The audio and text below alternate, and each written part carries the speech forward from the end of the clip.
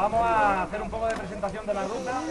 Y bueno, para ello tenemos a Eli, que es la gerente del Grupo de Desarrollo Rural, Gloria, que es la concejala de Cultura del Ayuntamiento de Zorba, Vanessa, siempre se me olvida el nombre de Vanessa, concejala del Ayuntamiento de Lurín, y Diego García Campos y yo, que soy Andrés Pérez, vamos a ser los guías de interpretadores de la ruta, ¿no? Entonces, bueno, pues ellas como autoridades y responsables de la organización, porque la organización de esta ruta parte de los grupos de desarrollo rural. Entonces ella es gerente del grupo de aquí de la comarca, pero este es un proyecto que engloba a 5 comarcas que tienen grupos de desarrollo rural en Almería. La del Levante, la de Filabre a la Milla, que es esta, la de Alpujarra Sierra Nevada, la de la Almanzora y la de los Reyes. Creo que no me dejo ninguna. Esta es la primera ruta de la Flor del Almendro que se va a realizar.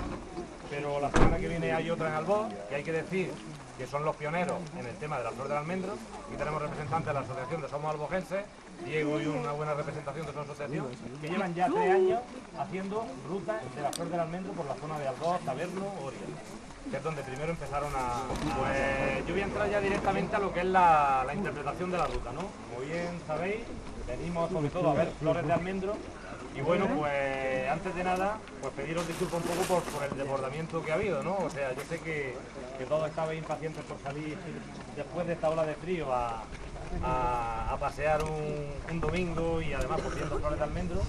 La ruta estaba prevista hacerse la semana pasada, que era además cuando estaba la explosión de flor de almendro. Esta semana hubiera habido también muchísima flor, pero sabéis que hemos tenido unas heladas muy fuertes, sobre todo la noche del domingo al lunes pasado.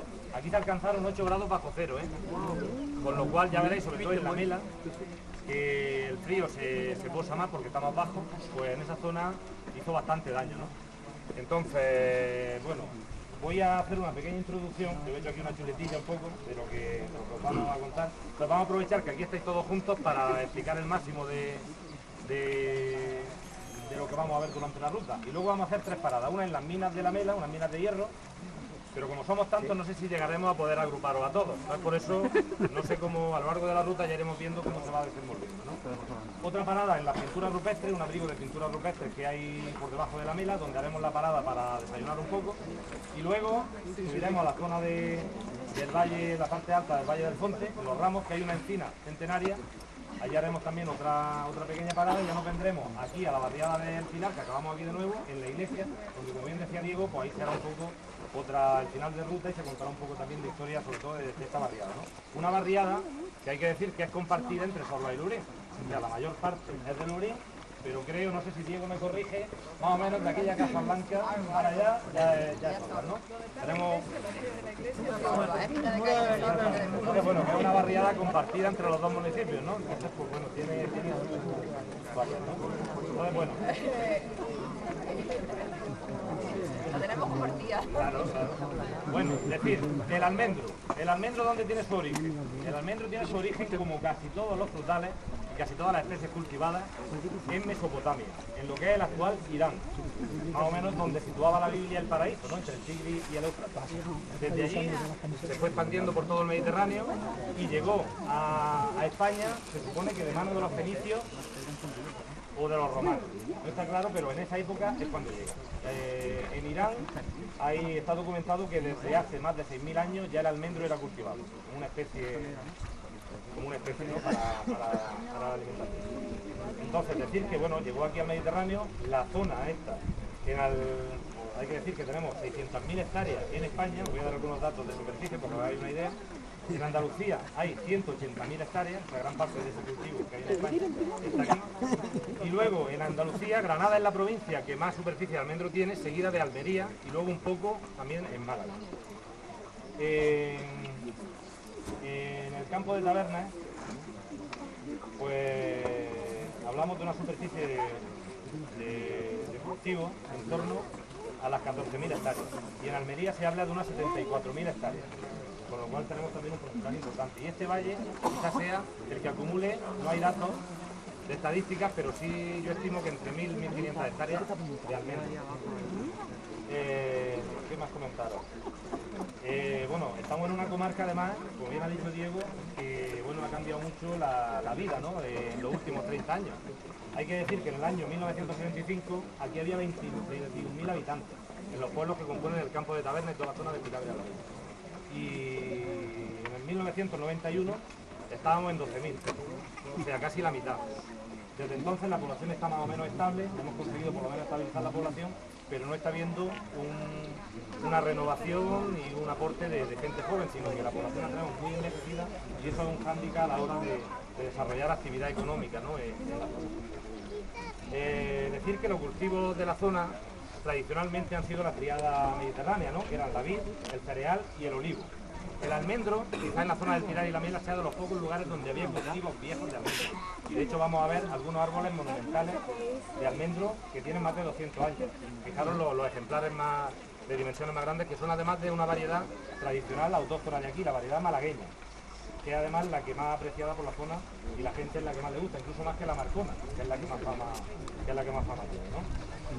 Entonces, a partir de los años 70-80, cuando se empieza a abandonar el campo, todo lo que había de cereal, porque aquí había muchísimo cereal, ahora mismo no se cultiva nada de cereal, y todos esos campos de cereal se pasan al cultivo de almendro. Son las plantaciones que se ven ahora mismo, ¿no? Las plantaciones jóvenes, que tienen 20 o 30 años, pues son de esos años, de los años 70-80, ¿no? Se abandona el campo, la gente ya, los agricultores salen más a las ciudades, se van a otras zonas, no se cultiva, no hay mano de obra para trabajar ese campo y se pone un cultivo que no da tanto trabajo, pero que sí ha ayudado a que se mantenga el paisaje, a que se enriquezca, ¿no? con el almendro, que da un aspecto como la floración muy importante, y además pues a que la erosión no vaya más y que entonces el almendro hay que decir que cumple una función ambiental también importantísima en esta zona, ¿no?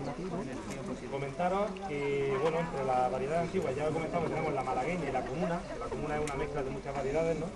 Y luego las nuevas plantaciones que se ha hecho, se ha ido buscando plantaciones que florezcan más tarde.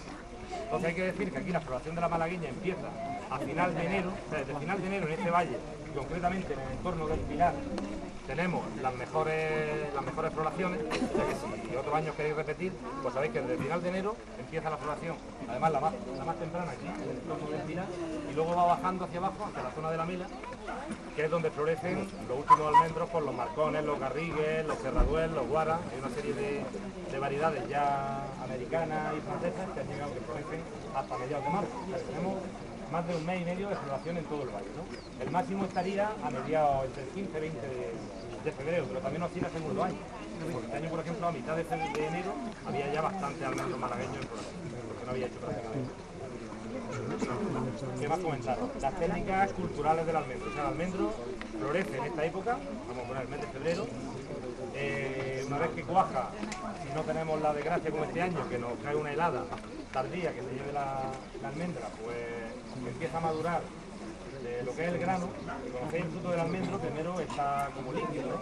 Y entonces se pone duro sobre San Juan, son el mes de junio, se pone duro. Esa almendra ya es muy apreciada por la gente de la zona para hacer el ajo blanco. Ya se utiliza esa almendra que todavía está verde, pero que ya está cuajada por dentro y dura para hacer el ajo blanco, que es uno de los platos fundamentales de la gastronomía de esta zona. Para final de julio, en esta zona, ya se empieza la madurez del almendro, ya empiezan a abrir las primeras veces. Y en el mes de agosto es cuando se hace toda la recolección de la almendra, ¿no? Luego empieza la caída de la hoja en el otoño y en diciembre se hace la poda, que es otra fase importante de la labor de la almendra. Y bueno, pues ahí completaríamos el ciclo del cultivo. La mayoría de las variedades, por no decir todas, están injertadas. Veréis un detalle, fijaros algunos almendros que veréis que el tronco sale a lo mejor muy gordo y luego se estrecha, o al revés, es muy estrecho abajo y luego se engorda. Justo esa unión es el injerto. Pero es que sepáis que normalmente se utilizan diferentes portainjertos, eso ha habido una evolución, ha habido una mejora agrícola, se empezó con el almendro amargo, que es el mejor que se adapta a los suelos sin agua, muy salinos en ocasiones y muy pedregosos, ¿no? Suelos bastante pobres en nutrientes, y el almendro amargo es de los que mejor aguanta, ¿no? Luego, cuando se empezaron a hacer plantaciones de regadío, pues se cambió a una variedad que es un híbrido de melocotón por almendro, que aguanta mucho mejor el encharcamiento. Y bueno, fue una de las mejoras que se fue apuntando. Entonces, pero fijaros en esos detalles. Luego veis también algunos troncos que están como hélices, ¿no? O sea, hay algunos, sobre todo los almendros antiguos, hay unos árboles con formas muy curiosas, ¿no? No sé si se me escapa un poco. Bueno, aparte, cuando hemos diseñado estas rutas, aparte de buscar que sean las mejores rutas, donde más almendro haya, hemos buscado que sean rutas con posibilidad de hacerlas el resto del año. Y para ello pues tenemos que tener atractivos durante la ruta que la hagan atractiva, ¿no? Posiblemente estas barriadas tan maravillosas como el Pilar o la Mela, que tienen elementos de arquitectura popular muy interesantes, que conservan hornos, que conservan eras. A lo largo de la ruta, fijaros que veréis algunos como una especie de plaza enlosada, empedrada. Las eras de esta zona son muy bonitas porque son todas enlosadas y tienen unas formas geométricas muy interesantes. Eran las eras donde se trillaba el cereal. Digo porque algunos a lo mejor no lo sabéis y no va a dar tiempo a contaroslo, ¿no? Porque somos muchos. Veremos también algunas norias. Antes había muchas norias para extraer el agua del suelo, ¿no? Porque no había muchos manantiales en alguna zona. Entonces vamos a ir desde aquí a las minas de unas minas de hierro que había en la Vela, que juntamente con las minas de aquí del Pilar y con las minas del Chive eran uno de los afloramientos más importantes de hierro de la península. Estuvieron funcionando, no sabemos en la antigüedad, desde la noticia, desde el 19, principio del 20, se cerraron y tras la guerra civil se volvieron a abrir. Sabéis que tras la guerra civil España se quedó aislada del resto del mundo y hubo que poner en marcha otra vez todos los yacimientos de todas las minas que había abandonadas, hubo que ponerlas en marcha, aunque tuvieran pocos recursos, hubo que explotar todos los recursos que teníamos, ¿no? Para abastecer al país, porque la dictadura de Franco se quedó aislada del resto de países y le cerraron las fronteras muchísimos países y las relaciones comerciales. Pues de esa época es cuando se abren las minas de aquí, se reabren de nuevo. Al final de los 50, a principios de los 70 se vuelven a cerrar. Las del Chive tienen una pequeña, en los años 70 empiezan otra vez a funcionar, pero y a final de los 70 creo que ya acaban de funcionar y hasta ahora que forman ahí una parte del patrimonio que está también olvidado y que bueno, sería bueno ponerlo también en el papel. Decir que el hierro aquí aparece junto con yacimientos de mármol. Entonces, fijaros que la roca blanca que hay en la mina es mármol y las vetas de hierro aparecen en medio. Lo digo porque igual no nos da tiempo a que también lo veamos, pero miradlo, ¿no? Luego pasaremos por la Mela, llegamos al abrigo de pintura rupestre y atravesamos un desfiladero que está esculpido por la rambla que baja desde aquí hasta que es el principio del río de Agua. Esto es la cabecera del río de Agua. Atraviesa un arrecife fósil de coral. La geología de la zona también es muy interesante, otro de los recursos que hay. En la línea de costa, hace 14 millones de años llegaba a Filabres. Filabres es toda la sierra que tenemos detrás. Y progresivamente la línea de costa se fue trazando hasta la costa actual y bueno, entonces tenemos en la zona muchísimos arrecifes de coral. Arrecifes de coral más antiguos de hace 14 millones de años y arrecifes de coral de hace 5,5 millones de años, que es donde están las pinturas rocales. Entonces, esos arrecifes guardan la huella del Mediterráneo de cuando estaba aquí, ¿no? Y conservan también, gracias a los estudios que se han hecho por parte de la Universidad de Granada y universidades holandesas, se ha podido saber que el Mediterráneo hace 5,5 millones de años se secó. Hubo un momento que el estrecho de Gibraltar se cerró, no aportaba el Atlántico agua al Mediterráneo, la evaporación era tan fuerte que el nivel fue bajando hasta quedarse casi seco. Hay grandes depósitos, han hecho estudios oceanográficos y el centro del Mediterráneo tiene grandes depósitos de sal y de yeso. El yeso también lo tenemos en la comarca, todos conocéis el famoso Carenyeso de Sorba. Esos depósitos son de esta época también. En esta época fue cuando se formaron los grandes. Bueno, salimos de ese desfiladero y remontamos el valle del Fonte hasta llegar a la barriada de los Ramos, donde tenemos una encina centenaria, además una encina de un porte que diréis, bueno, en una zona tan desértica como esta, ¿cómo puede haber esa encina aquí, no? No es la única, hay bastantes más en la zona que veréis algunos sueltos y son testigos de un pasado forestal pues donde Filabres estaba prácticamente lleno de encinas. También tenemos algunos pies de lejos, son testigos mudos, ¿no? de ese bosque que nos acompañó hasta hace 300 años. ¿Qué ocurrió en esa época? Pues que la población creció muchísimo gracias a las minas, gracias a los cultivos que se pusieron en marcha y hubo una deforestación muy importante, sobre todo a final del siglo XIX. Nos queda en Sierra de la Milla, uno de los encinares prolíficos más importantes de Almería, pero se salvó de milagro, porque la miseria se acabó, no hubiera también acabado. Bueno, esta zona, decir que había también unos bosques importantes. Y decir que esta encina se ha salvado porque sirve de cestero para el ganado. O sea, para dar sombra. En el verano los pastores cestean el ganado, o bien en cuevas, o bien en los corrales que puedan, y los que no, pues debajo de un árbol. En este caso, esta encina ha sido conservada gracias a que tenía un uso.